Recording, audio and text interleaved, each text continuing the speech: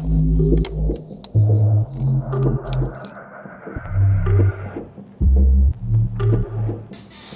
guys, how are you? Lot of Beats here, and today I would like to show you a cool way that I found that you can trigger random samples using the FPC, but just by pressing one pad. And I think it's a really cool trick. I do it a lot in Redux, Renoise, and this is something I ask myself if I can do it using only FL Studio stuff. And right now I have this beat, and it's a pretty simple loop.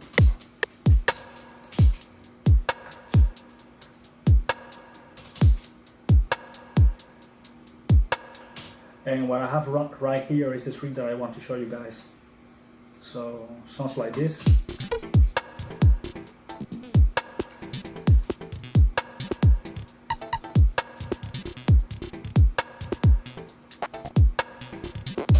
You guys can tell that each time the loop goes, a different sample is triggered, that you change just a tiny bit, and this is basically the trick, something really simple, but if you like glitch, IDM type of music, this is something that you can do a lot for your productions. And basically the only thing you need to do to set this up to work is to load an FPC and go for an empty preset. And basically what you want to do is throw to one of these pads a bunch of samples, and there's a couple of ways of doing it. But if you have a long stem with different material, for instance, let me go for this glitch.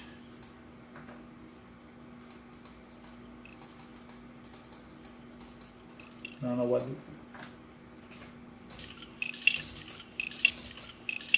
So if I want to slide this up to chop this up into different samples, select all of this and press Alt S, and I have different micros now. I can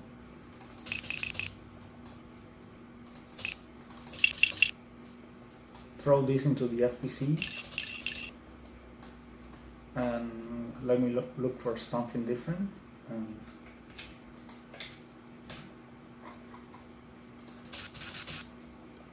Something like this, like this. So I have like 7. Let me look for something more melodic, like ambience, golden textures.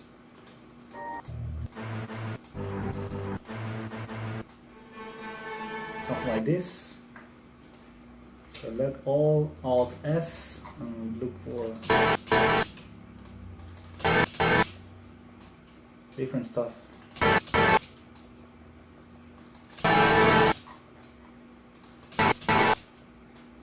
Now I have like 10 different layers load into the FPC, and if you go up here to this dot, it says trigger overlapping layers randomly.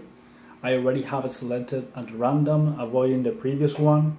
You can set it to a cycle, so each time you press the pad it's going to cycle through the different layers, or completely random. I like this choice.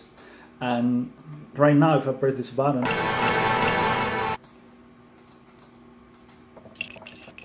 it's going to trigger complete the sample, but it's not going to cut it. So what I want to do is basically to set up a short envelope.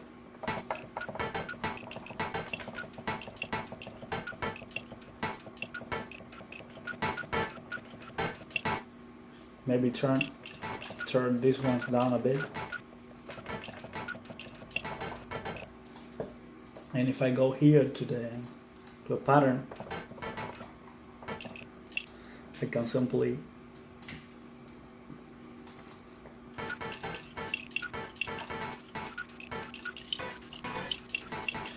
and I can arrange this in my loop, so I can have different parts sounding whatever I want.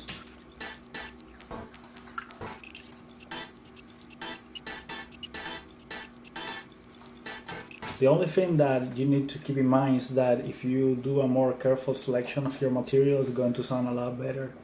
But yeah, something like this is pretty cool trick.